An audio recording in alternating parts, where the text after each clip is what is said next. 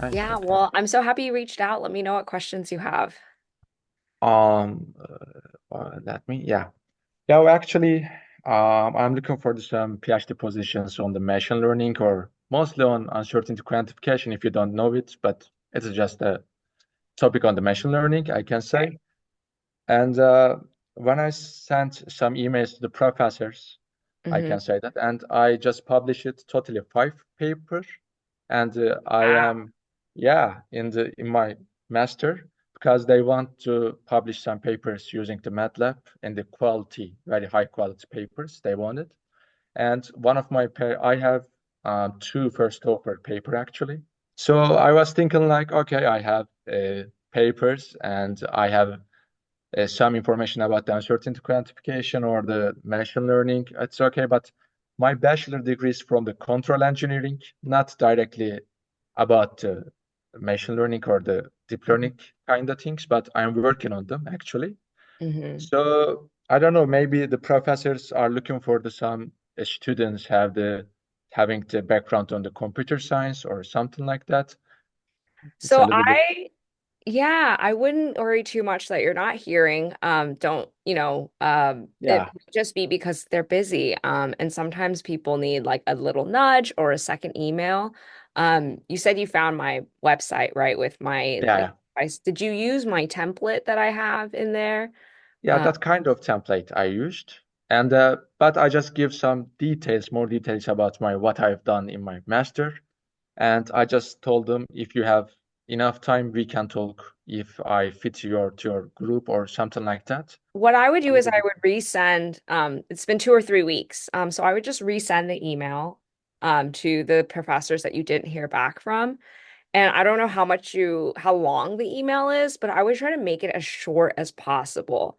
And, Yeah, because they don't have time to read it. So what might have happened is they got this long email from you, even though it had great information, they didn't have yeah, time to read it. So the shorter it is, and say you have 5 publications in this specific thing, give them something in bold that they're gonna be like, wow, this is impressive. And then be like, my CV is here, attach that, and it's yeah. all there, short, concise. Um, and that will help facilitate more responses or at least increase the chances that they'll actually read the whole thing and respond because the shorter the better is what I've learned with the emails. Yeah, I know. I just after I look at your template, I just shortened my emails actually. For the if it's okay for you, I can show my CV. Yeah, of course. Yeah, I let won't cut me. this out of the video, don't worry. Yeah, it's okay. It will be better for me.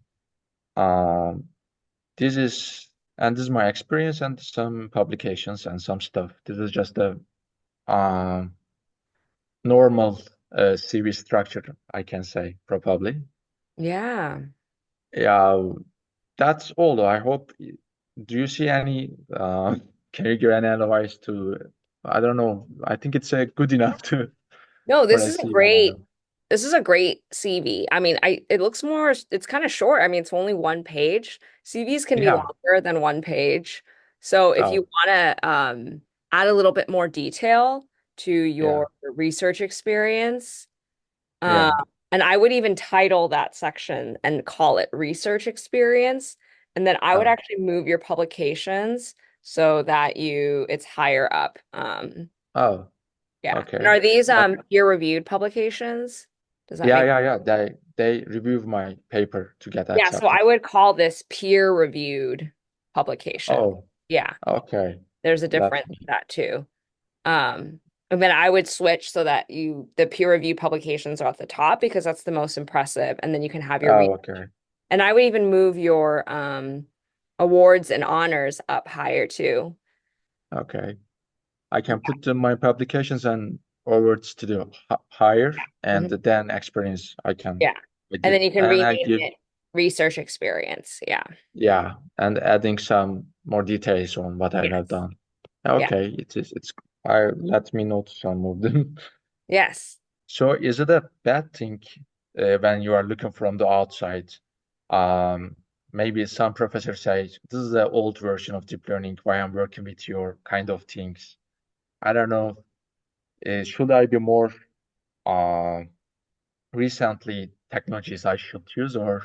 No, okay. So I think again, I'm not in the machine learning world, so Yeah, I yeah, don't know how it works. But I would say that it's okay to use, methods that aren't the newest, yeah, at least in my opinion. I don't know, at least in public health, when I think, yes, it's great to be coming up with new methodologies and using really innovative, cutting edge methods, yeah, science, models, whatnot. But, I think it's really about how you frame your story and your personal statement and, yeah. why are you using that other model that might be a little bit more, like, I don't know.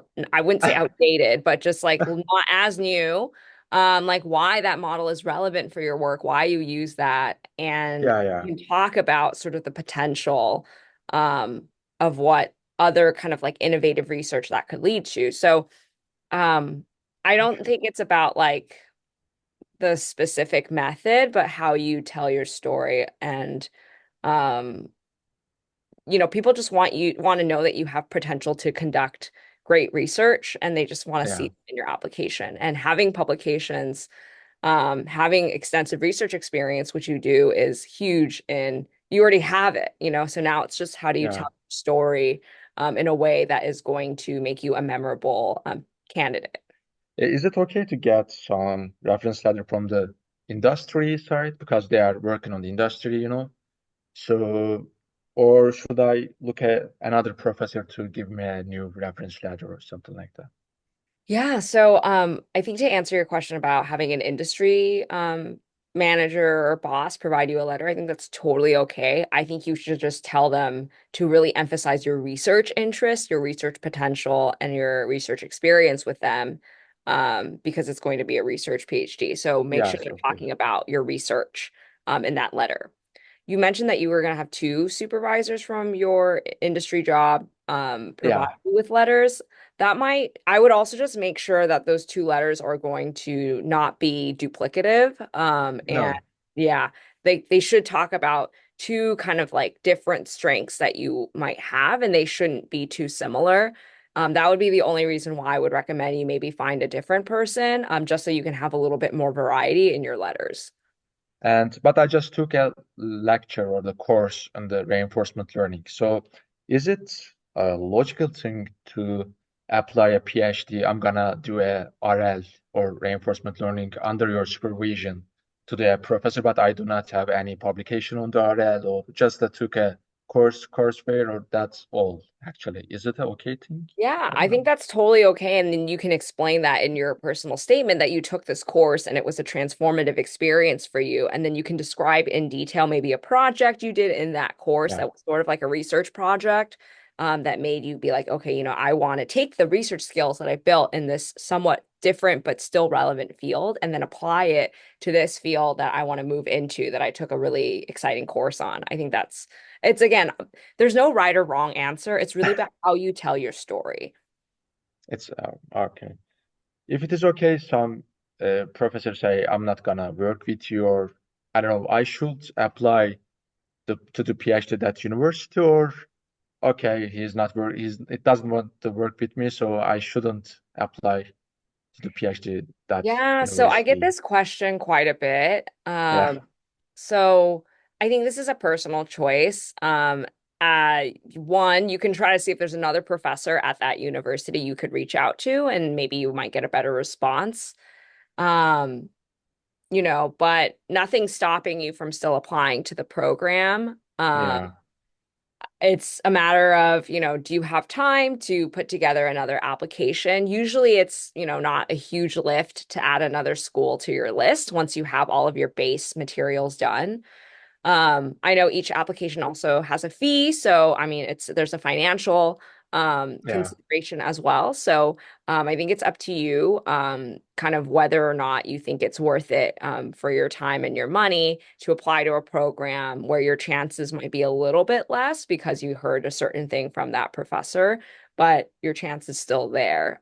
So it's again up to you how much you think um, you would want yeah. to go to that school. And I would definitely not put in your personal statement that you spoke with that professor and like had a good like don't you would you wouldn't be able to say that in your personal statement. So you'd have to find other ways to be like, this is Yeah. who I want to work with and why I want to come here. So it'll be a little bit trickier, but I don't think it stops you at all from applying altogether. Yeah. Yeah. Probably I'm planning to do application to totally 10 school or something like that, but I think it's okay, approximately 10 school or something like that. Or I want to ask uh, another question. I am planning to apply a very good schools like, Yeah, no, I'll answer both of your questions together. And this is the biggest yeah, piece of advice I give everyone. So I always recommend to apply to more schools if you can, because it increases your chances of getting in somewhere. So 10 is, it's a lot, but that's how many I apply to. But I think it's a doable number. And I definitely agree with your approach of applying to a variety of schools, not just top programs. And it's yeah, not because you are not yeah, worth getting into the top programs. It's just that they have a limited number of spots. And at the end of the day, it becomes a numbers game. And the more places you apply, the more spots you'll have a chance of getting into. So I yeah, always recommend, a PhD is a PhD from anywhere. It doesn't say PhD from MIT, when you have it after your name, it just says PhD. So it's really, you're going to get a great training no matter where you go. You're going to get that same degree. So I would just apply broadly to increase your yeah, chances of getting in somewhere. And there's usually lists of like rankings of schools on like the type of program that you're applying to. So I would look like what are the top machine learning programs in the US, and then just make sure you're applying to a breadth and not just like everything that's in the very top of that list. yeah.